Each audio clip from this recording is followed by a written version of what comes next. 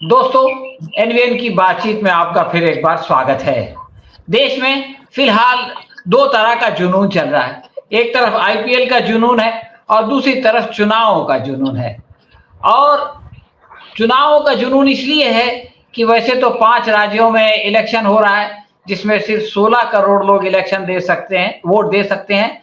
लेकिन चूंकि इसका दारोमदार इस पर जो है वो अगले लोकसभा चुनाव का दारोमदार है और यही 5 चुनाव के रिजल्ट ये तय करेंगे कि देश का अगला प्रधानमंत्री कौन होगा। इसलिए इस चुनाव को बहुत ज्यादा महत्व प्राप्त हो गया है। अभी अभी बहुत सारे सर्वे आए, लेकिन आखिरी 2 सर्वे जो है वो इसका एक तो एनडीटीवी का आया और उसके बाद एबीपी का आया।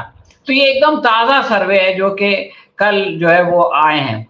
तो उसके भी कुछ रिजल्ट्स चौंकाने वाले हमारे सामने हैं और उन तमाम चौंकाने वाले जो सर्वेक्षण है उसकी रोशनी में हम अगले चुनाव पर चर्चा करेंगे। हमारे साथ आज 2 मेहमान हैं, श्री विश्वास उदकी साहब और श्री मुजफ्फर हुसैन गजाली साहब। मैं आप दोनों का इस कार्यक्रम में स्वागत करता हूं। तो सबसे पहला सवाल जो है वो मैं राजस्थान के बारे में करना चाहता हूं, विश्वास उदगी साहब से। विश्वास उदगी साहब, अभी जो सर्वे आया है उसके अनुसार राजस्थान में जो सीएम है, मुख्यमंत्री, उनकी रेटिंग बहुत अच्छी है। उनको जो है वो 60% से ज्यादा लोग पसंद करते हैं। इसी तरह से उनकी बहुत सारी स्कीम्स की भी रेटिंग अच्छी है। जैसे एजुकेशन की स्कीम को बहुत ज्यादा लोगों ने पसंद किया, हेल्थ की स्कीम को लोगों ने बहुत ज्यादा पसंद किया। लेकिन इसी के साथ साथ जो है वो ये सर्वेक्षण का नतीजा निकला कि इस बार जो है वो राजस्थान में सत्ता परिवर्तन हो जाएगा और जो है वो लोग बीजेपी को जिताएंगे। यानी राजस्थान की जो परंपरा है कि हर बार वहां पर सत्ता परिवर्तन होता है, तो वो परंपरा जारी रहेगी और लोग जो है वो इस सरकार को बदल देंगे। तो मेरा सवाल ये है कि इतने बड़े सेटिस्फैक्शन लेवल के बावजूद लोग सत्ता परिवर्तन क्यों चाहते हैं, आपके ख्याल में? देखिए, जो ब्रॉडली जो मेन मीडिया है, जैसे आपने कहा कि एनडीटीवी है, एबीपी है, बहुत सारे चैनलों ने ऑलमोस्ट एवरी 15 डेज एक जिसको कहते हैं ओपिनियन पोल दिया है। अभी इसमें आखिरी जो 7 तारीख को अभी इलेक्शन है, तो अभी तो 48 आवर्स में इलेक्शन का कैंपेन थम जाएगा। अभी जो एक प्रोजेक्शंस आते हैं वो एक नया नैरेटिव सेट करने वाले होते हैं मेन स्ट्रीम चैनल की तरफ से। मेन स्ट्रीम चैनल ये पूरी तरीके से सेंट्रल गवर्नमेंट के कंट्रोल में काम करते हैं। एनडीटीवी तो अदानी का टीवी बन गया है, वहां से बहुत सारे अच्छे लोग छोड़ के गए हैं क्योंकि एक परवर्टेड वन साइडेड स्टोरीज वहां पे आती रहती है। तो इसलिए अभी एनडीटीवी को भी पहले वाला एनडीटीवी वो नहीं रहा है और अभी का एनडीटीवी, अभी अगर आप उसको कोट करने लगेंगे तो आपको एक परवर्स वर्शन मालूम पड़ेगा। जहां तक सवाल आपने पूछा कि अशोक गहलोत की सारी स्कीम्स वो उनका एक परफॉर्मेंस बोलती है, वो सबसे सही बात है।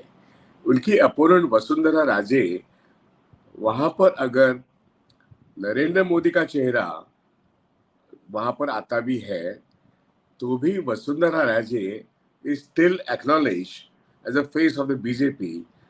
वो भूतपूर्व मुख्यमंत्री रह चुकी है और उनका करिश्मा अभी भी है, लेकिन उनको इंचार्ज बनाने के लिए बीजेपी को बहुत वक्त लगा है। इसका मतलब ये है कि बीजेपी एक डिवाइडेड पार्टी राजस्थान में है और वहां पे वसुंधरा राजे को चार्ज तो दे दिया, लेकिन face of the election is Narendra Modi. ये जो आप कह रहे हैं ये एक मेन स्ट्रीम मीडिया का नैरेटिव सेट किया गया है क्योंकि उनमें एक डिवीजन है और वहां पे ये जो मेघवाल है वो भी वहीं के हैं। वैसे देखा जाए तो ओम बिरला भी वहीं के हैं। तो इतने बड़े बड़े नेता वहां होने के बावजूद, और शेखावत की एक परंपरा है वहां पर, उतना होने के बावजूद भी अशोक गहलोत की स्कीम्स बोलते हैं, उस स्कीम में मैं समझता हूँ कि राइट टू हेल्थ ये सबसे बड़ी अच्छी है। और यहाँ तक कि अभी पिछले 3 महीनों में उन्होंने मिनिमम इनकम गारंटी का एक लॉ बनाया। मेरे ख्याल से पूरे भारतवर्ष के लिए अगर इंडिया सत्ता में आती है, इंडिया फॉर्मेशन सत्ता में आती है, तो मिनिमम इनकम गारंटी जैसा एक बहुत बड़ा लॉ एक स्टेट में बनाया है, उसको यूनिवर्स में चर्चा किया जा रहा है भारत में।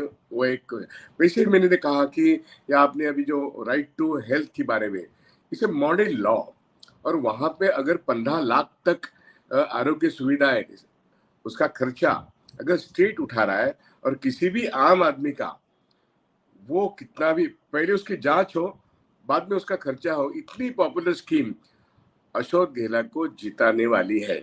एजुकेशन में तो उन्होंने कहा कि हिंदी तो आप सीखो ही सीखो, लेकिन अंग्रेजी भी सीखो ना, अपनी भाषा में सीखो। लेकिन अंग्रेजी क्यों? अंग्रेजी में सीखने से आप पूरे दुनिया भर में जा सकते हो, इसका उन्होंने कैनवासिंग किया है।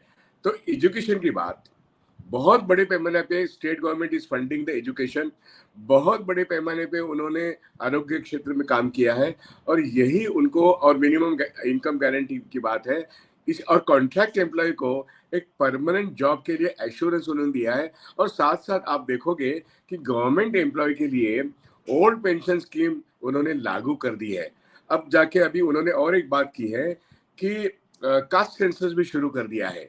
मतलब जो बिहार ने किया वो पूरे भारतवर्ष में इंडिया फॉर्मेशन की जितने भी पॉलिटिकल पार्टीज है उनको, उनके लिए एक वो मैंडेट बन गया। राहुल गांधी जी ने भी कहा हम उसको सपोर्ट करते हैं, जो पहले नहीं करते थे। अब कांग्रेस ने छत्तीसगढ़ में और इसमें कहां पर, राजस्थान में ये कास्ट सेंसस भी लागू कर दिया है। कास्ट सेंसस मतलब काउंटिंग शुरू कर दिया है। तो ये सारी बातें वोट कैचिंग है, जनहित में है, इसलिए अशोक गहलोत ये सिटिंग चीफ मिनिस्टर है, वो मात कर देंगे नरेंद्र मोदी का सो कॉल्ड चेहरा, वो चेहरा चलने वाला नहीं है। और दूसरी बात, वसुंधरा राजे जो वहां पे पैर जमा के बैठी है, she is the real competitor for Ashok Gehlot, और इसलिए वो काटी की टक्कर हो सकती है। लेकिन जीतने की बात ये आती है तो मैं समझता हूँ कि अशोक गहलोत की Congress party will have an edge. It is a competitive but it will have an edge, ये मेरा एक ओपिनियन है। ये मैं अपने अभ्यास के आधार पर बोल रहा हूँ। गजाली साहब, भारत में जो है वो राजनीति भावनात्मक राजनीति है। यहाँ पर लोग जो है वो भावना पे या कास्ट पे वोट देते हैं और कल्याणकारी योजनाओं को वोट देने के टाइम भूल जाते हैं। ये सच्चाई कई बार सामने आई है। और मोदी सरकार ने बजाय इसके कि कोई राज्य के चेहरे को जो है वो मुख्यमंत्री की तौर पे पेश किया हो, खुद अपना चेहरा पेश किया है। और ये जो सर्वेक्षण आया है इसमें मोदी सरकार के हवाले से लोगों की राय बहुत अच्छी है, गहलोत से अच्छी है। और दूसरी बात ये है कि मोदी भी जो है वो गहलोत से ज्यादा पॉपुलर है। तो एक तो मोदी पर्सनली ज्यादा पॉपुलर, दूसरे एक उनकी सरकार के ताल्लुक से सेटिस्फैक्शन लेवल का ज्यादा होना, और लोगों का जो भावनात्मक तौर पर वोट देना, ये तमाम चीजों को देखते हुए आपको क्या लगता है कि ये सर्वेक्षण सही हो सकते हैं? देखिए, अभी तक का जो मेरा तजुर्बा है और जितने सर्वेक्षण आए हैं, तो इलेक्शन से पहले जो सर्वेक्षण आते हैं वो कहीं ना कहीं पार्टियों को डिस्टर्ब करने वाले होते हैं। वो एक तरह से नैरेटिव सेट करने वाले होते हैं। वो किसी पार्टी के फेवर में कराए जाते हैं। उसमें सर्वे में 2-3 बातों का ख्याल रखना पड़ता है कि उसका सैंपल साइज क्या है, उसके रीच क्या है, उसने किस तबके को उसमें कवर किया है।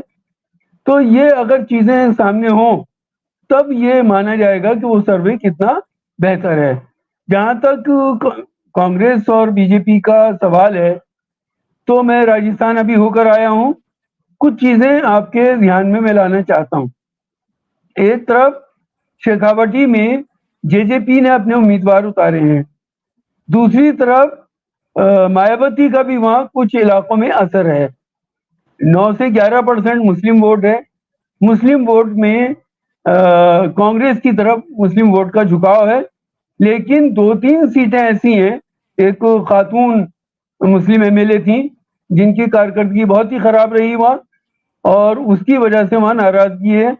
एक जयपुर के पास में ही मॉब लिंचिंग हुई, उस मॉब लिंचिंग में अशोक गहलोत सरकार ने कोई खास एक्शन नहीं लिया, अलबत्ता वहाँ के एडमिनिस्ट्रेशन ने हालात को बिगड़ने नहीं दिया। तो एडमिनिस्ट्रेशन सख्त रहा, लेकिन सरकार की तरफ से कोई ज्यादा पेशकदमी नहीं हो सकी। तो एक और चीज है कि मैं आपको याद दिला दूं, 2018 के इलेक्शन में जो वहाँ का गुजर वोट है, उन्होंने सचिन पायलट को चीफ मिनिस्टर बनाने के लिए वोट किया था, और उनका अच्छा खासा असर है। राजस्थान में ये माना जाता है कि गुजर और मीना ये दो ऐसे समाज हैं जो एक दूसरे के मुखालिफ रहते हैं, एक दूसरे के अपोनेंट रहते हैं, लेकिन सचिन पायलट को उन्होंने चीफ मिनिस्टर देखने के लिए गुजर समाज ने पूरा वोट किया था, और इतना वोट किया था कि एक भी बीजेपी का उम्मीदवार 2018 के इलेक्शन में उन्होंने नहीं जिताया। लेकिन जो दिक्कत पैदा हो रही है राजस्थान में वो है एरोगेंस, कांग्रेस लीडरों का एरोगेंस।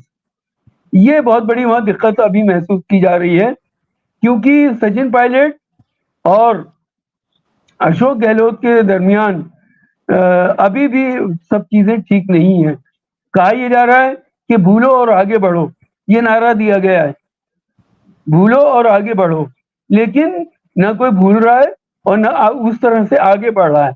ये एक दिक्कत कहीं ना कहीं मुझे लगती है कि इस इलेक्शन में आ सकती है। लेकिन 2-3 बातें बहुत पॉजिटिव हैं। एक तो उन्होंने विमेन चेहरा प्रियंका गांधी का उतारा है कांग्रेस ने, जिसकी वजह से बीजेपी को मजबूरन वसुंधरा राजे को आगे लाना पड़ा, क्योंकि बीजेपी के पास कोई भी विमेन चेहरा नहीं है।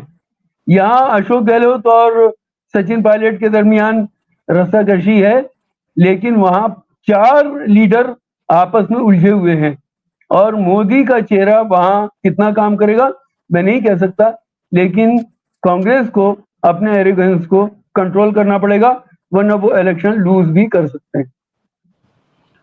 उनकी साहब, हम लोग मध्य प्रदेश चलते हैं।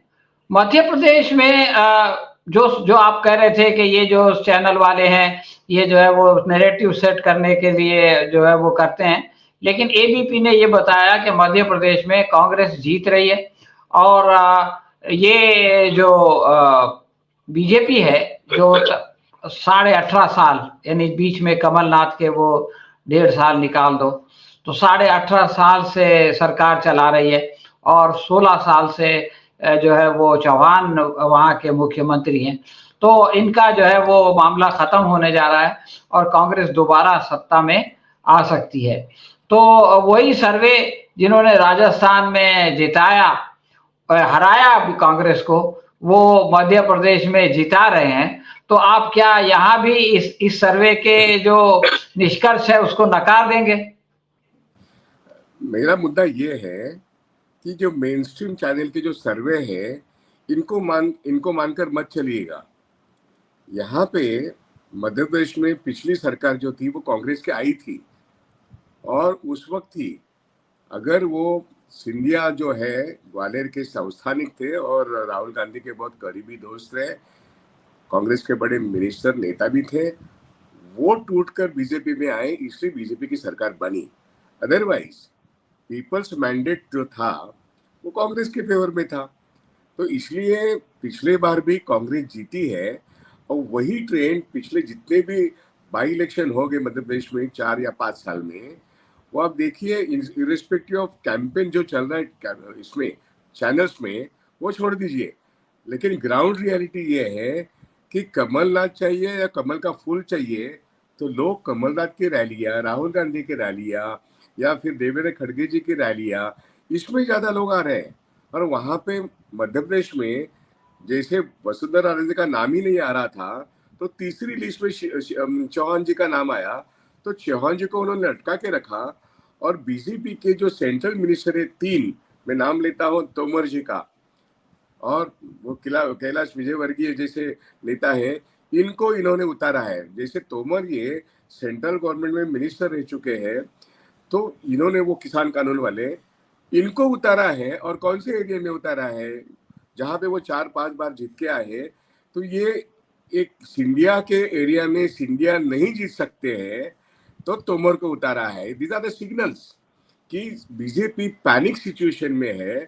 ग्राउंड रियलिटी के हिसाब से बोल रहा हूँ। मैं मध्य प्रदेश में बहुत जगह पे घूम कर भी आया हूँ, हालांकि हाल में नहीं घुमा हूँ, लेकिन I know Madhya Pradesh very well.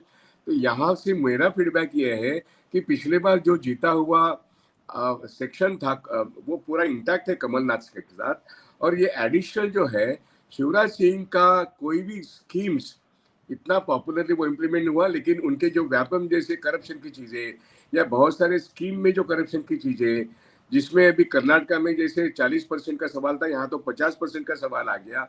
ये करप्शन की बातें ज्यादा डिस्कस हो रही है और that is counter productive for the BJP.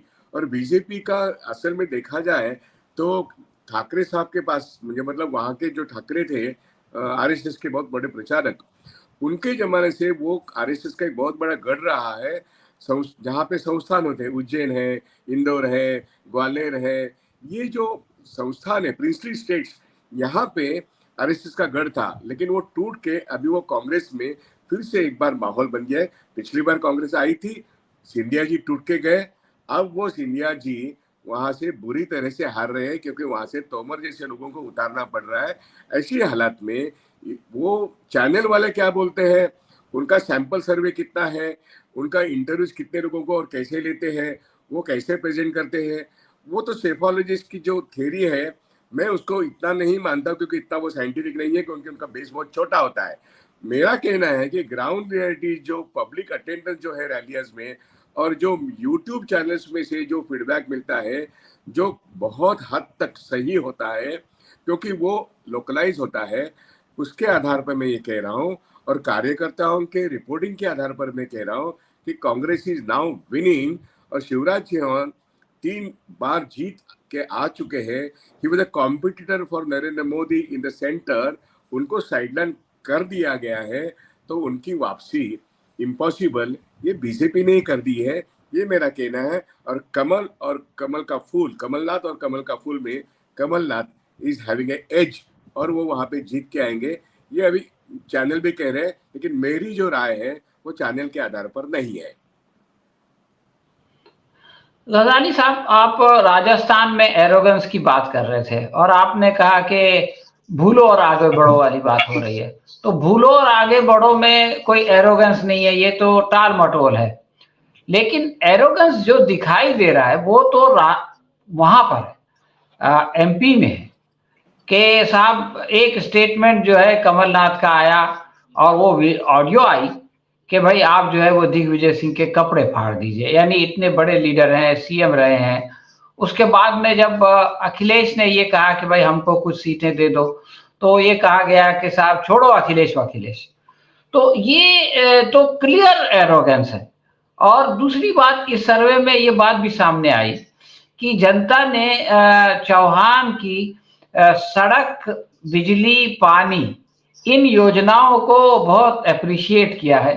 खाली एक चीज से उनको परेशानी है। 80% लोगों ने कहा कि हमारी सबसे बड़ी समस्या महंगाई है, जिसको कि ये सरकार ठीक हैंडल नहीं कर सकी। लेकिन इसके अलावा जो दूसरी सुविधाओं की बात है, जो कि आजकल रोटी, कपड़ा और मकान के अलावा जिनका जो है वो महत्व बढ़ गया है, उसके सिलसिले में वहां की जनता ने शिवराज सिंह चौहान के साथ अपनी सहानुभूति दिखाई है। तो आप क्या समझते हैं कि इसकी रोशनी में, और दोनों के अंदर फर्क भी बहुत कम है, सिर्फ 2% वोट का फर्क है, थोड़ी सी हवा इधर से उधर चल जाए, 1% इधर से उधर हो जाए तो बराबरी हो जाती है। तो ऐसे में आप क्या समझते हैं कि ये जो सर्वेक्षण बता रहा है ये उल्टा भी हो सकता है, दोबारा बीजेपी जो है वो सत्ता में आ सकती है? जहां तक मध्य प्रदेश का ताल्लुक है, 2-3 चीजें मैं आपके ध्यान में लाना चाहता हूँ। एक, कांग्रेस ने लीड किया था, एक इंडिया अलायंस बनाया था, और इंडिया अलायंस में वो तमाम पार्टियां हैं जो बीजेपी के खिलाफ हैं। लेकिन मध्य प्रदेश में न सिर्फ समाजवादी पार्टी बल्कि जेडीयू और आम आदमी पार्टी ने भी अपने उम्मीदवार उतारे हैं। ये कांग्रेसियों की पुरानी आदत है कि ये जल्दी से बहुत उत्साही हो जाते हैं और ये उत्साही होने का नतीजा है जो कमलनाथ ने किया है। फिर कमलनाथ जी के बारे में ये भी कहा जाता है कि अंदर से इनके तार बीजेपी के साथ हमेशा से जुड़े रहे हैं। तो ये भी एक सवाल है। और आप ये देखिए कि पूरे 2012 से लेकर अब तक कांग्रेस के अपने लीडरों की गलती की वजह से कांग्रेस ने लूज किया है। न सिर्फ सेंट्रल गवर्नमेंट को लूज किया है बल्कि स्टेट गवर्नमेंट को भी लूज किया है। तो बीच बीच में उनके जो स्टेटमेंट आते रहे हैं वो स्टेटमेंट बीजेपी ने भुना लिए और उसके नतीजे में कांग्रेस अच्छी पोजीशन में होते हुए भी हार गई। पूरी कोशिश राहुल गांधी कर रहे हैं और सब लोग कर रहे हैं, लेकिन जो कांग्रेस के लोग हैं वो कुछ ज्यादा ही वहां उत्साही हो गए। उसकी वजह से उनके अंदर एरोगेंस है और वो अपने कार्यकर्ताओं को भी ध्यान नहीं दे रहे हैं। जबकि दूसरी तरफ हालत यह है कि सिंधिया ने जिन लोगों को तोड़ा था और बीजेपी की गवर्नमेंट बनवाई थी, आज उनमें से 7 लोग ऐसे हैं जिनको टिकट नहीं मिला है और जो बहुत पावरफुल लोग थे वो दोबारा से कांग्रेस में आ गए हैं। तो सिंधिया का गढ़ पूरी तरह टूट चुका है। इस सब के बावजूद कांग्रेस को वहां बहुत समझदारी से काम लेना चाहिए और अपने अलायंस को भी जोड़ कर रखना चाहिए। जबकि एक कैंडिडेट ऐसा भी है जिसने आखिरी तारीख को नॉमिनेशन फाइल नहीं किया, बीजेपी का टिकट लिया लेकिन नॉमिनेशन फाइल नहीं किया। तो ये सारी खबरें भी आ रही हैं, लेकिन कांग्रेस का जो अति उत्साही होना है ये उसके फेवर में नहीं है, ये उसके खिलाफ जा सकता है। इसके लिए कांग्रेस को इस तरफ ध्यान देना चाहिए और जो राहुल गांधी हैं, प्रियंका गांधी हैं और जो सेंटर टीम है उसको इस पर ध्यान देना चाहिए। क्योंकि राहुल गांधी राजस्थान में तो अशोक गहलोत को डांट देते हैं, उनकी चीजों से नागवारी का इजहार करते हैं, लेकिन वो नागवारी मध्य प्रदेश में दिखाई नहीं देती। मध्य प्रदेश में वो उस तरह का एक्शन नहीं करते हैं। तो इस तरफ भी कांग्रेस को ध्यान देना चाहिए और ये जो एरोगेंस है ये कांग्रेस के लिए बहुत ज्यादा घातक साबित हो सकता है। क्योंकि अभी 2024 का इलेक्शन इतना दूर नहीं है कि ये सब चीजों को सुधारा जा सके। ये ट्रेलर होगा 5 स्टेट का इलेक्शन 2024 के लिए। अगर अभी से वो अपने अलायंस को साथ लेकर नहीं चल पाएंगे तो फिर कल उनके लिए मुश्किल हो सकती है। उनकी साहब थोड़ा सा साउथ की तरफ चलते हैं। मध्य प्रदेश के नीचे तेलंगाना आता है। तेलंगाना में जब से राज्य बना केसीआर जो है वो उनकी सत्ता है। अभी उनकी पार्टी का नाम बीआरएस हो गया है। 2 मर्तबा वो सीएम बन चुके हैं। लेकिन वहां पर जब राहुल गांधी भारत जोड़ो यात्रा लेकर गए थे तो उसको बहुत अच्छा प्रतिसाद मिला था और अब भी राहुल की रैलियों में पब्लिक का एक बहुत बड़ा जन समुदाय आ जाता है। इसके बावजूद ये बात कही जा रही है कि बीआरएस बहुत ऑर्गेनाइज्ड है और ग्रास रूट लेवल पे उनकी प्रिपरेशन बहुत अच्छी है। 3 महीने पहले उन्होंने अपने कैंडिडेट डिक्लेयर कर दिए और तैयारी शुरू कर दी और अब जो है सर्वेक्षण बता रहे हैं कि बीआरएस दोबारा सत्ता में आ सकती है। तो ये दो विपरीत चीजें हैं। एक तरफ तो राहुल को मिलने वाला जन प्रतिसाद और दूसरी तरफ जो है वो बीआरएस का ऑर्गेनाइज्ड मशीन जिसको आप कहते हैं। तो आप क्या समझते हैं कि ये दोनों के मुकाबले क्या वाकई वो होगा कि जिसकी तरफ सर्वेक्षण इशारा कर रहे हैं? यहाँ पे जो आप जो एक प्रेजेंटेशन कर रहे बात बता रहे हैं वो रियली कांटे की टक्कर वहां पर है। बीजेपी की एक बी टीम बीआरएस है, ये कांग्रेस राहुल गांधी कह रहे हैं। वैसे देखा जाए तो एमआईएम वहीं पर है, बीआरएस उसी तरह से वो बर्ताव कर रही है पार्लियामेंट में। वो साइलेंटली बीजेपी के सारे प्रपोजल्स को सपोर्ट भी कर रही है। ग्राउंड रियलिटी में एक देखा जाए तो उनके प्रो पीपल स्कीम्स जो है वो किसान की सरकार की बात करते हैं। वैसे उनके स्कीम्स बहुत अच्छे भी हैं और उस वजह से उनके एक पकड़ है, ऑर्गेनाइजेशन पे पकड़ है। स्टेट नया बना, 2 बार वो चुन के आए हैं, उनकी पकड़ तो है, ऑर्गेनाइजेशन पर भी पकड़ है, ये सही बात है। इलेक्शन शुरू होने के पहले हालात तो ऐसे नहीं थे कि कांग्रेस कैन डू समथिंग। आज विनिंग की बात अगर कोई कर रहा है तो मैं इतना ही कहूंगा कि कर्नाटका के विक्ट्री के बाद वहां पे जो पहली लड़ाई हुई तो जो लोग बीजेपी में एक प्रोमिनेंट रोल कर सकते थे, शायद वो जीवन रेड्डी हो या किरण रेड्डी हो, ये पूरे रेड्डी समुदाय का जिनको एक पकड़ है।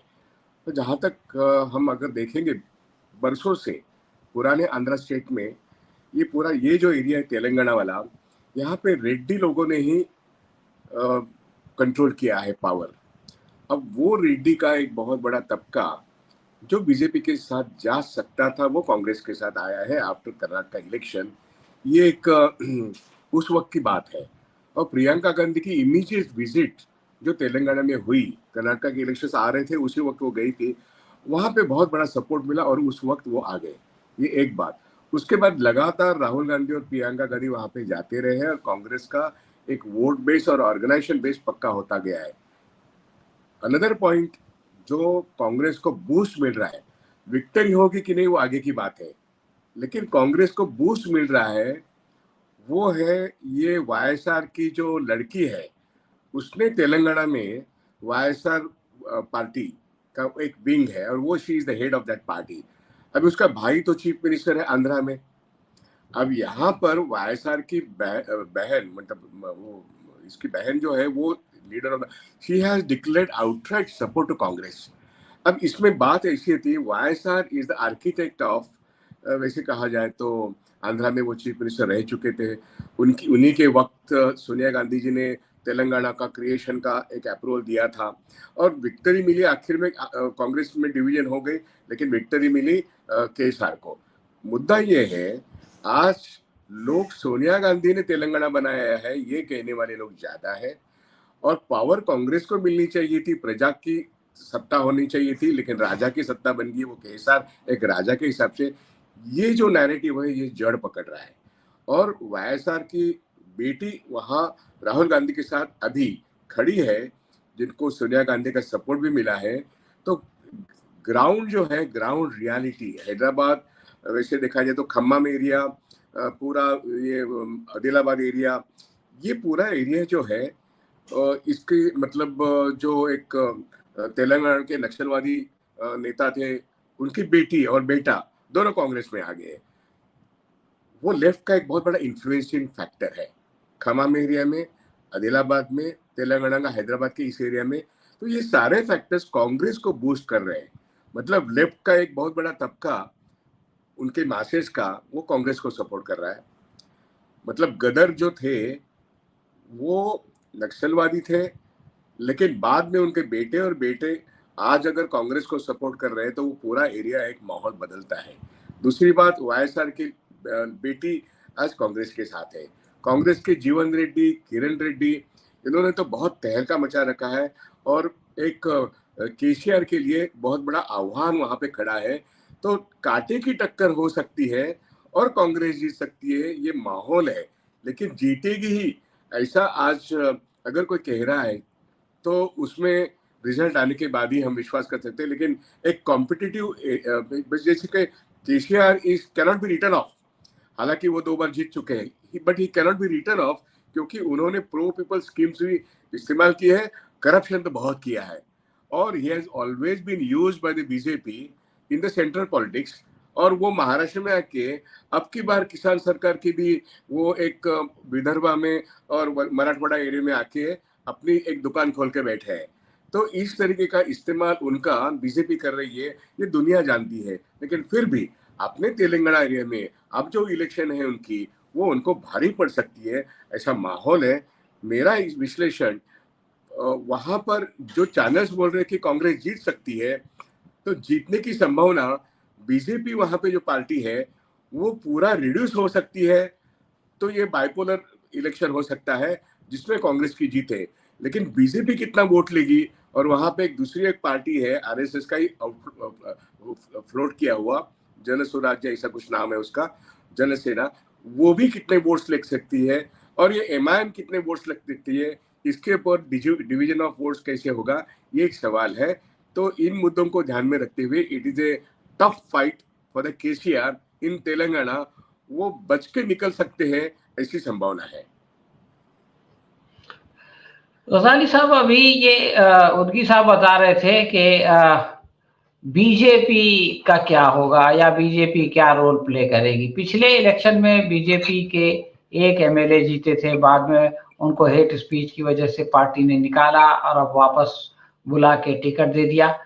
और एक बाई इलेक्शन में एक साहब जो है वो पार्टी छोड़ के बीजेपी में आए, बल्कि उन्होंने बीजेपी में आने के लिए इस्तीफा दिया और वो दोबारा जीत गए। तो इस तरह से बीजेपी के कुल 2 एमएलए थे, उसमें से एक ड्रॉप हुआ, एक बाहर से आया। लेकिन अभी सर्वेक्षण ये बता रहा है कि बीजेपी इस बार डबल डिजिट में जा सकती है, यानी उसको 10 से 12 सीटें मिल सकती हैं। तो मैं आपसे 2 सवाल करना चाहता हूं कि ये जो 1 से या 2 से 12 तक जाने के पीछे क्या कारण है, और दूसरी बात यह है कि अगर बीजेपी डबल डिजिट में चली जाती है तो उससे कांग्रेस का नुकसान होगा या बीआरएस का नुकसान होगा?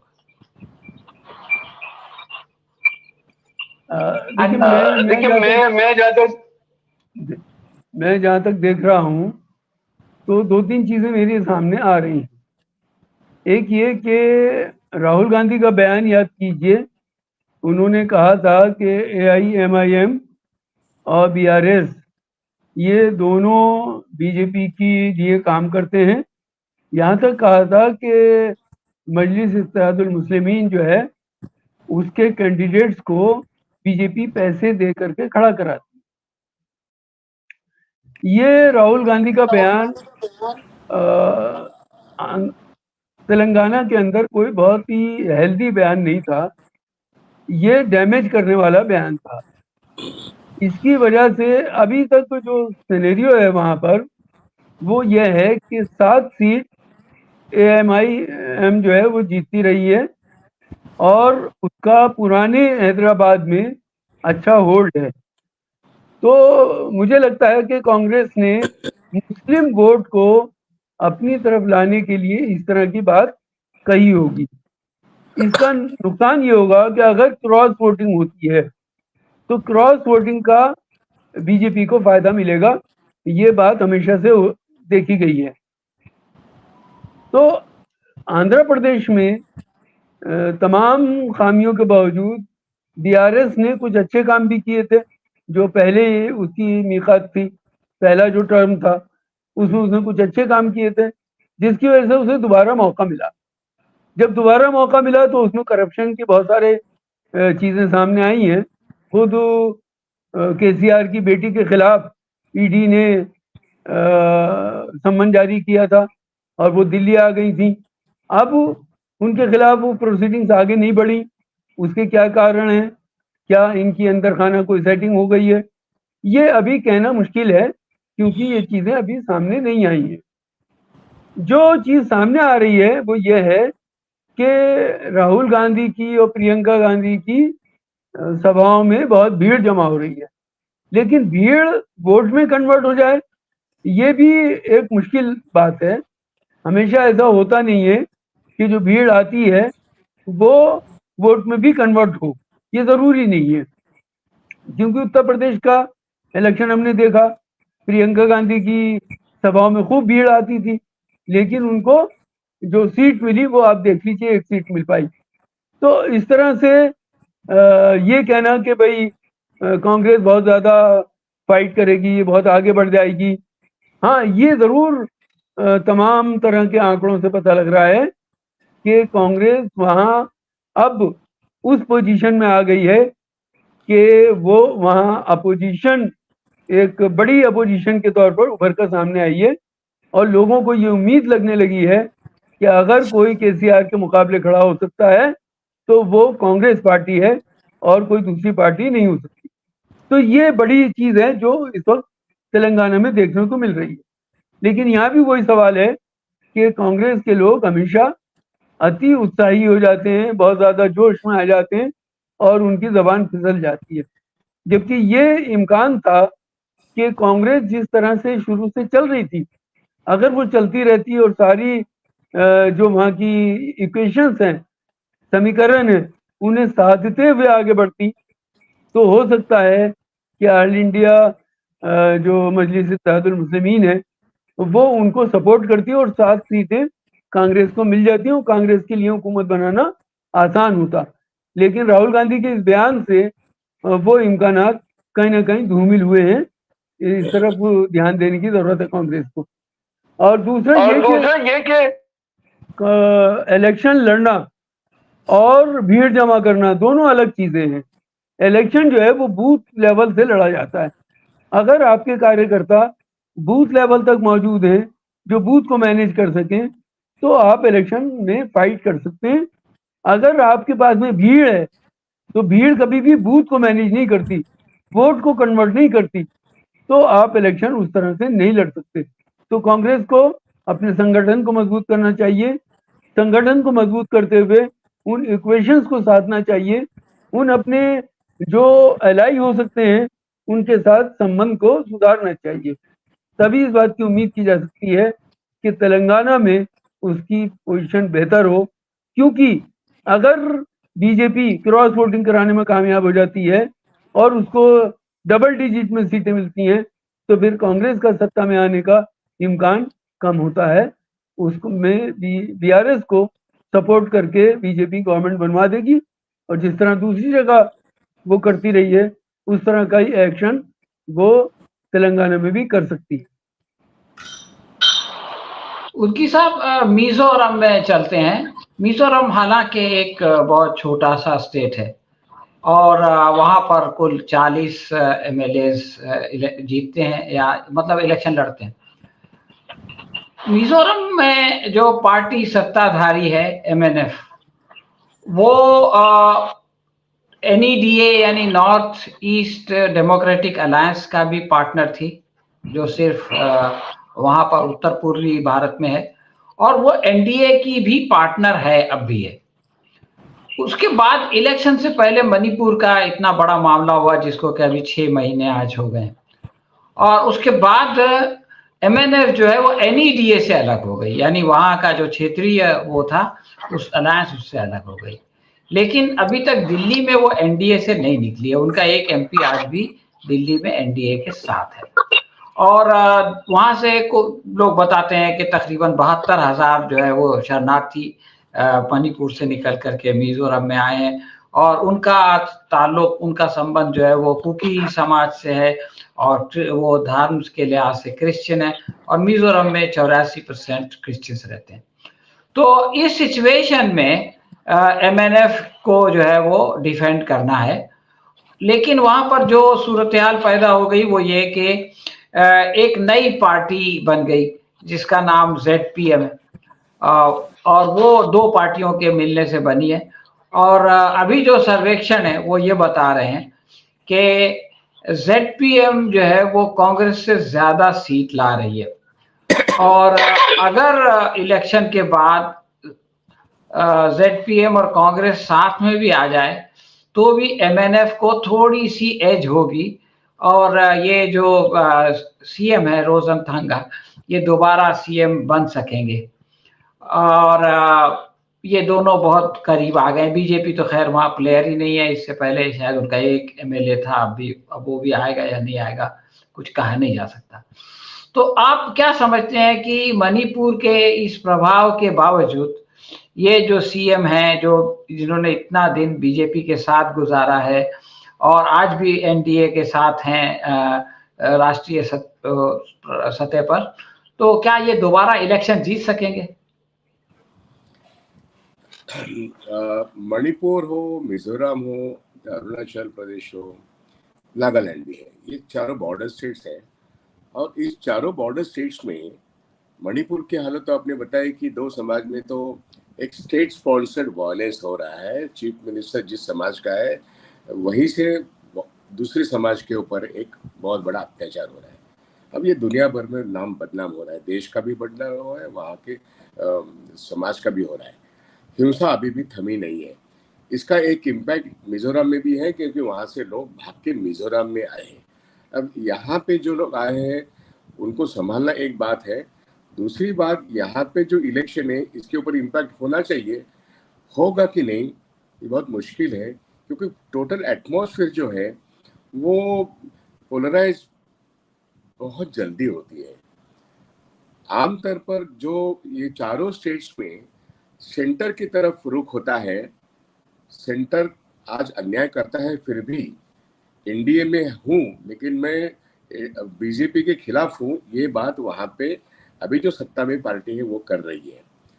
मतलब वो एनडीए से बाहर नहीं है लेकिन वो कॉन्टेस्ट में है अपनी सीट को बरकरार रखने के लिए।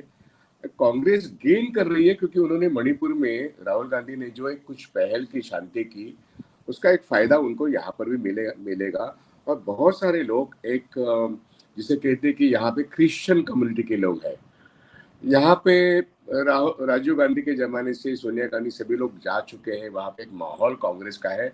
लेकिन फिर भी रीजनल पार्टी जो सत्ता में है तो इंसर्जेंसी जो 30-40 साल पहले उसको अपनाया गया by way of different accords, तो ये बॉर्डर स्टेट होने के कारण वो सेंटर के साथ रहते हैं। नंबर एक, वो क्षेत्रीय दल रहेंगे, इसका इंतजाम नेशनल पार्टी करती है, चाहे वो बीजेपी हो चाहे कांग्रेस हो, वो उनसे रिश्ता रखती है। तो अलायंसेस बनते हैं, बिगड़ते हैं।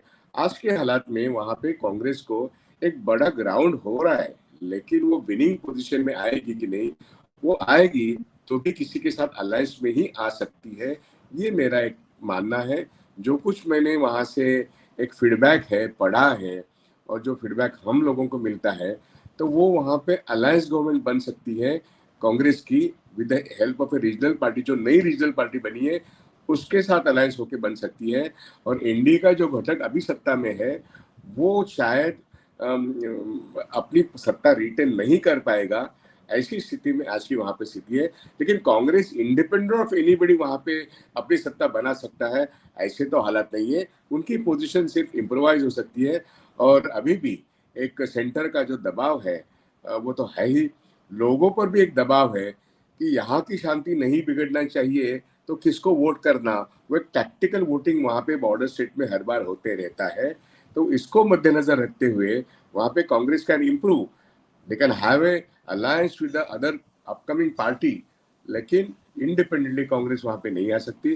और आज की जो सत्ता में पार्टी है जो एनडीए का घटक है वो शायद it may lose its majority, but ultimately number game बहुत कहना कठिन है। छोटा स्टेट है, गोवा में जैसा नंबर गेम अल्टीमेटली कठिन होता है कहना, वही बात मणिपुर की भी है, वही बात मिजोरम की भी है। हम लोगों का समय ज्यादा हो गया इसलिए जरा छोटे छोटे जवाब लूंगा। पहले मैं मिजोरम के बारे में एक और बात गजाली साहब से पूछना चाहता हूँ। गजाली साहब, हमारे जो प्रधानमंत्री है इनके 56 इंच का जो है वो छाती बहुत मशहूर है और उसके अंदर पहला सुराख तो चीन के साथ जब मामला हुआ तो दिखाई दिया कि ये जो है उसको लाल आंख से नहीं देख सकते। लेकिन खैर चीन बहुत बड़ा देश है, आज जो है वो सुपर पावर बना हुआ है, तो उससे नजरें चुराना तो समझ में आता है। लेकिन प्रधानमंत्री जो है वो बीजेपी के स्टार कैंपेनर की लिस्ट में सबसे ऊपर है और वो जो है 20 बार राजस्थान, मध्य प्रदेश, तेलंगाना, छत्तीसगढ़ गए, लेकिन एक बार भी उन्होंने मिजोरम में पैर नहीं रखा। एक दिन जाने वाले थे, लास्ट मोमेंट कैंसिल हो गया, फिर कहा गया कि अमित शाह जाएंगे।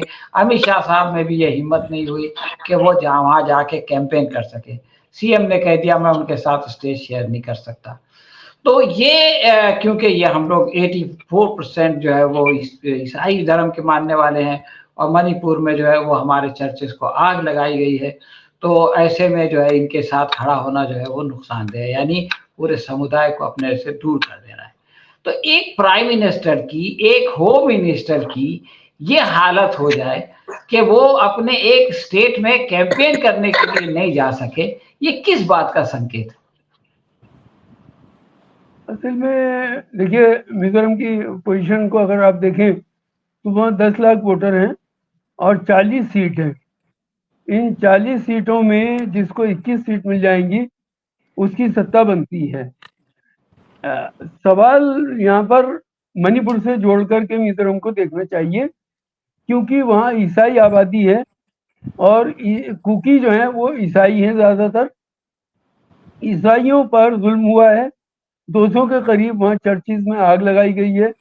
बहुत सारे लोग अभी भी शरणार्थी कैंपों में हैं, कुछ भागकर मिजोरम गए हैं। तो इनको इस बात का खतरा है, जहां तक बीजेपी के स्टार कैंपेनर्स हैं, कोई नहीं जा रहा बीजेपी की जानिब से, क्योंकि इनको ये लगता है कि वहां मणिपुर का सवाल बहुत तत्परता से उठाया जा सकता है, जिसका इनके पास कोई जवाब नहीं है। और ये मणिपुर में खुद चीफ मिनिस्टर को भी बदलने की पोजीशन में नहीं है, या कहिए कि उस चीफ मिनिस्टर ने इनके प्रपोजल को डिनाई कर दिया, ऐसा लगता है। तो वहां जो सवाल उठने वाले हैं, उन सवालों से बचने के लिए बीजेपी के लोग वहां नहीं जा रहे हैं। यहाँ तक कि आसाम के चीफ मिनिस्टर, जो बहुत ज्यादा बड़बोले हैं और उनके बिल्कुल करीब है मिजोरम, वो भी वहां नहीं जाना चाहते। तो ये हमेशा से बीजेपी की बात रही है कि वो सवालों से बचते हैं, जहां उनकी पकड़ होने का खतरा होता है वहां वो नहीं जाते हैं या उसको टाल जाते हैं। तो यही मामला मुझे लगता है कि मिजोरम का है। और मिजोरम में ये बात सही है कि कांग्रेस अपनी बुनियाद पर शायद ना आए, लेकिन चीफ मिनिस्टर ने जो अपना पल्ला झाड़ा है वो इसीलिए झाड़ा है कि वो ईसाई समुदाय की मुखालफत या उसका विरोध को अपने साथ नहीं जोड़ना चाहता।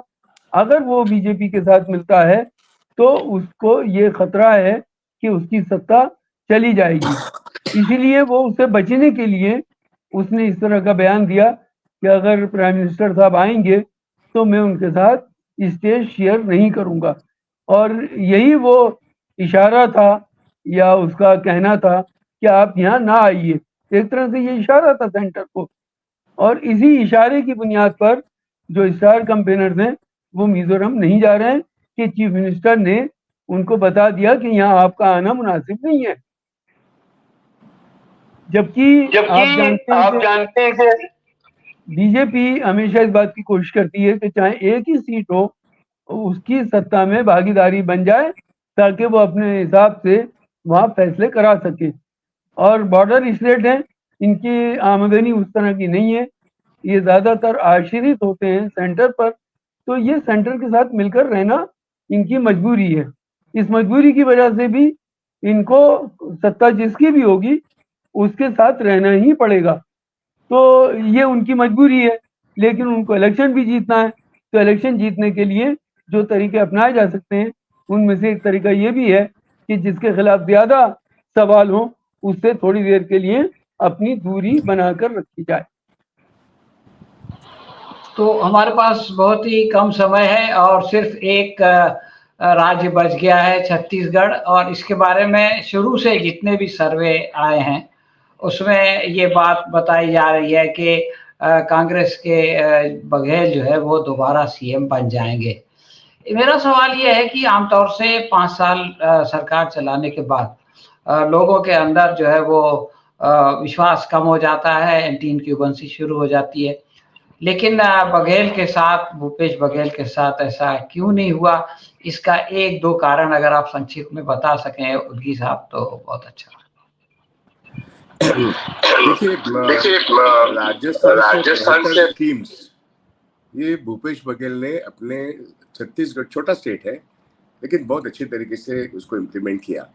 मतलब आदिवासी की जहाँ पे संख्या ज्यादा है, किसानों की संख्या ज्यादा है, खेत मजदूरों की संख्या जहाँ पे ज्यादा है, वहां पे रोजगार तैयार करने वाली स्कीम्स, मतलब जैसे गोबर खरीद लो और आपको पैसा मिल सकता है, मतलब स्टेट गोबर खरीदेगी, ये बात पहली बार, और लोगों को गांव गांव में पैसा मिला लेगा।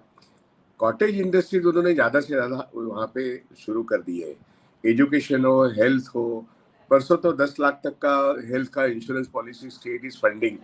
तो ये बहुत सारी बुनियादी चीज़ें जो है, जो संविधान से, फंडामेंटल राइट से ताल्लुक़ रखती है, इसके ऊपर उन्होंने ध्यान दिया और लगातार ध्यान दिया है।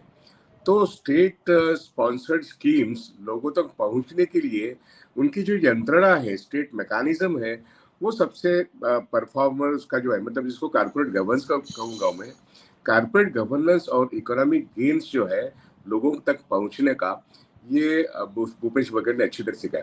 हालांकि वहाँ पे उनके सिंहदेव राइवल है, वो भी जैसे सचिन पायलट और गहलोत का सवाल था वैसे ये भी था, लेकिन यहाँ पे वो डेप्यूटी चीफ मिनिस्टर बनने के बाद वो एक सॉलिड यूनिटी कांग्रेस की बन गई है और वो एक अनडिस्प्यूटेड जीतने वाले हैं, ये तो है। ये बात आपने कही कि वो फिर से चीफ मिनिस्टर बनेंगे कि नहीं, वो बात आगे की है। शायद वो और भी कोई चीफ मिनिस्टर बन सकता है, लेकिन Congress is gaining much more, ये इसमें बात अनडिस्प्यूटेड हो गई है। और इसीलिए तो ईडी का जो इशारा है आखिर के 2 दिनों में, वो भूपेश बघेल के फैमिली और उसके जो परफॉर्मेंस करने वाले आईएएस ऑफिसर्स हैं, उनके घरों पर भी ईडी की नज़र है। तो मामला सेंटर ने बहुत सीरियसली लिया है, लेकिन वो पक्की पकाई बात है। आखिर में कांग्रेस वहाँ पे जीतेगी। मैं ये समझता हूँ कि कांग्रेस का रियल परफॉर्मेंस इस छोटे स्टेट में, it has become an ideal state, तो इस हिसाब से Congress will come back. Chief minister कौन होगा ये कांग्रेस के राज में अभी बताना बहुत मुश्किल है। तो बैलेंस ऑफ पावर कांग्रेस वाले बाद में हाईकमान अलग तरीके से करते रहते हैं। आपका अगर वक्त खत्म हो गया है तो फिर मैं एक आखिर में एक बात कहना चाहता हूँ। परसों में एक बहुत सीनियर जर्नलिस्ट है, इंग्लिश पेपर्स के हैं, उन्होंने मुझे एक मैसेज भेजा कि भाई देखो, ये ठीक है इलेक्शन का ये सब जगह दिखता है, कांग्रेस इज गोइंग अहेड, लेकिन सट्टा मार्केट में क्या चल रहा है, मतलब सट्टा बाजार और सट्टा बाजार। तो उन्होंने सट्टा बाजार की बात मुझे बताई, क्योंकि मैं बम्बई में हूँ, तो उन्होंने, वो भी बम्बई वाले हैं लेकिन नेशनल लेवल के लीडर, तो उन्होंने मुझे भेजा, उन्होंने कहा कि एवरीवेयर कांग्रेस इज विनिंग। मैंने कहा ये कैसे हो सकता है, ये दिल्ली का मार्केट बोल रहा है या बम्बई का मार्केट बोल रहा है सट्टा बाजार, दैट इज स्पेक्युलेटिव मार्केट। तो बोले नहीं नहीं नहीं नहीं, ये तो जयपुर का स्पेक्युलेटिव मार्केट बोल रहा है। एंड वहां पे in all the 5 states including Mizoram and Telangana, हम जो कुछ भी डिस्कस कर रहे हैं वो जरा बाजू में रख दो, वो बोल रहे it is going to be swept. तो ये सट्टा बाजार सोच रहा है, वो उनकी सोच हमारी सोच बहुत फर्क में आती है। जहां पे पैसा मिलता है इन्वेस्टर को, वहां पे वो पैसा लगता है। अब उनकी जो सोच और समझ है वो पता नहीं कहाँ से आती है, लेकिन ये जयपुर का सट्टा मार्केट है जो ये बोल रहा है कि all the 5 states Congress is going to sweep. So I don't believe that, क्योंकि मैं सट्टा बाजार में बिल्कुल विश्वास नहीं करता हूँ। सट्टा बाजार जानता हूँ क्या है, लेकिन मैंने आखिरी एक जो एंड था, इसलिए आपके परमिशन से मैंने ये बात रखी है, जस्ट फॉर योर इन्फॉर्मेशन। एक सीनियर जर्नलिस्ट ये बोल रहा है कि जयपुर का सट्टा मार्केट बोल रहा है कि एवरीवेयर कांग्रेस विल सी। आखिरी सवाल गजाली साहब छत्तीसगढ़ के बारे में आपसे है कि भूपेश बघेल ने एक स्टेटमेंट दिया था 5-6 दिन पहले। उसने कहा था सड़कों पे जितने कुत्ते घूमते हैं उससे ज्यादा ईडी के जो है वो अफसर सड़कों पे घूमते हैं। और उसके बाद वो ईडी के अफसर उनके दरवाजे पे भी पहुंच गए। तो मैं 1-2 मिनट में ये जानना चाहता हूं कि अगर ये जो ईडी का छापा पड़ा है, इससे बीजेपी का फायदा होगा या कांग्रेस का फायदा होगा, और अगर इसका सेकंड राउंड जो है छत्तीसगढ़ का, वो 17 तारीख को सेकंड पोलिंग है, पहली सिर्फ 20 सीट की पोलिंग 7 तारीख को होगी। तो 17 तारीख से पहले अगर बीजेपी बघेल को गिरफ्तार कर लेती है तो उसका जो है वो इलेक्शन पे क्या परिणाम होगा?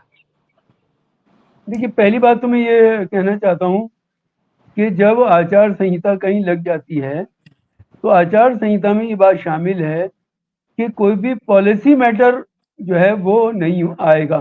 पॉलिसी मैटर में कोई फैसला गवर्नमेंट नहीं ले सकती। इलेक्शन के दौरान इस तरह के छापेमारी करना ये आचार संहिता का उल्लंघन है या नहीं है, ये एक्सपर्ट जो लॉ के हैं उनसे इस पे डिस्कस होना चाहिए। खुद इलेक्शन कमीशन को इस पे संज्ञान लेना चाहिए कि जब आचार संहिता लग गई तो इस तरह की चीज होगी या नहीं होगी। दूसरी बात यह है कि वहाँ जो कांग्रेस के दरमियान एक रिफ्ट थी, उस रिफ्ट को कांग्रेस ने बहुत अच्छे से मेकअप किया है, जो दूसरी जगह पे उस तरह से मेकअप नहीं हो पाई है। और तीसरी बात यह है कि इसका नुकसान वहाँ खुद बीजेपी को हो रहा है, क्योंकि विक्टिम कार्ड इंडिया की जो पब्लिक है उसमें बहुत मायने रखता है। विक्टिम की बेस पर ही हमेशा बीजेपी जीतती रही है कि मुझे ओबीसी का कह दिया, ओबीसी का कह करके गाली दे दी, और ये विक्टिम कार्ड बीजेपी हमेशा खेलती रही है। तो विक्टिम जो भी होता है, भारत की ये सभ्यता है कि वो मजलूम के साथ खड़े होते हैं ज्यादातर। तो इलेक्शन में ये हवा चल जाती है। फिर कल का प्राइम मिनिस्टर का बयान जो है वो और एक तरफ इशारा करता है कि उन्होंने दुबई कनेक्शन का जिक्र किया कि 500 करोड़ रुपए का बघेल का दुबई कनेक्शन। उसके जवाब में बघेल ने जो है 50,000 करोड़ रुपए का अडानी का दुबई कनेक्शन पे बात की कल ही की डेट में। तो ये भी एक सवाल है, तरकी बतरकी जिसे कहते हैं, कि जो उन्होंने कहा उसका जवाब हाथ के हाथ मिल गया। यही अगर आपको याद हो बिहार में हुआ था। बिहार में जब प्राइम मिनिस्टर साहब ने बातें कही थी, उसके जवाब में जब लालू और नीतीश साथ थे तो इसी तरह के जवाब वहां मिले थे, और उसके नतीजे में बीजेपी के हाथ से सत्ता चली गई थी। ये अलग बात है कि फिर बाद में बीजेपी ने तिकड़म लड़ाकर नीतीश कुमार को अपने साथ मिला लिया था। तो छत्तीसगढ़ में हालात कांग्रेस के हक में 2-3 वजह से हैं जो मैं देख रहा हूँ। एक तो ये कि उन्होंने भूपेश बघेल ने वहाँ जो हिंदुत्व का कार्ड था, उस हिंदुत्व के कार्ड को बहुत तरीके से मैनेज किया है। उन्होंने बताया कि ये हिंदुत्व का कोई मामला नहीं है बीजेपी का, बल्कि हिंदुत्व की हिफाजत हम ज्यादा बेहतर करते हैं। एक तो उन्होंने ये दिखाने की कोशिश की है। दूसरा उन्होंने ये कोशिश की है कि चारों तरफ महंगाई है लेकिन हमने अपनी स्टेट में महंगाई को कंट्रोल किया है। तीसरी चीज उन्होंने ये दिखाने की कोशिश की है कि चारों तरफ बेरोजगारी है, लोग परेशान हैं, हम आपको राहत देना चाहते हैं। इस तरह की स्कीमें वो लाए हैं। इसकी वजह से जो जनता है वो भूपेश बघेल के साथ है। और याद कीजिए जब कांग्रेस का महाधिवेशन होने वाला था उससे पहले भी ईडी ने वहां छापे मारे थे, लेकिन अधिवेशन हुआ और कामयाब अधिवेशन हुआ था। तो ईडी का वहां बहुत ज्यादा असर नहीं होने वाला है, और वहां इनकी कोई भी चाल मुझे लगता है कि कामयाब नहीं होगी, सिवाय इसके कि कांग्रेसी आपस में उलझ जाएं, तो वो बात अलग है, उससे अभी कुछ कहना मुश्किल है। लेकिन वहां ऐसे हालात भी दिखाई नहीं दे रहे हैं, क्योंकि कांग्रेस के दरमियान उस तरह की रस्साकशी नहीं है जो दूसरी स्टेट में। हाँ तो दोस्तों ये जो है वो हमारे सेमीफाइनल का एक समीक्षा थी, और बहरहाल ये सब अंदाजे हैं, ये सारे गलत हो जाएं ये भी ज़रूरी नहीं है, और सारे सही हो जाएं ये भी ज़रूरी नहीं है। लेकिन ये कि हमने गहराई में जाकर ये जानने की कोशिश की, अगर ये सर्वेक्षण सही हो जाए तो भी बेसिक परिस्थिति में कोई फर्क नहीं पड़ता। अभी जो सिचुएशन है उसमें 2 जगह कांग्रेस की सरकार है, 2 जगह रीजनल पार्टीज हैं और 1 जगह बीजेपी है। अगर ये सर्वेक्षण ऐसे के ऐसे हो जाए जैसा एबीपी का है, तो भी ये होगा कि बीजेपी की 1 जगह सरकार होगी, 2 जगह कांग्रेस की सरकार होगी, और जो है वो 2 जगह रीजनल पार्टीज होंगी। तो सर्वेक्षण के मुताबिक कोई तब्दीली नहीं आएगी, उद्गी साहब के मुताबिक बहुत बड़ी तब्दीली आएगी, और गजाली साहब के मुताबिक भी जो है कुछ तब्दीलियां आ सकती हैं। क्या होगा इसके लिए हमको 1 महीना इंतजार करना पड़ेगा। अगले महीने आज ही के दिन रिजल्ट्स आएंगे और पता दूध का दूध और पानी का पानी हो जाएगा। इसी के साथ मैं आप सबसे इजाजत चाहता हूं, और फिर हम जैसे जैसे इलेक्शन का सिलसिला आगे बढ़ेगा, जो दूसरा पोलिंग होगी, तीसरी पोलिंग होगी, तो हम जो है वो दोबारा इस तरह का डिस्कशन करेंगे। बहुत बहुत शुक्रिया। धन्यवाद। बहुत शुक्रिया।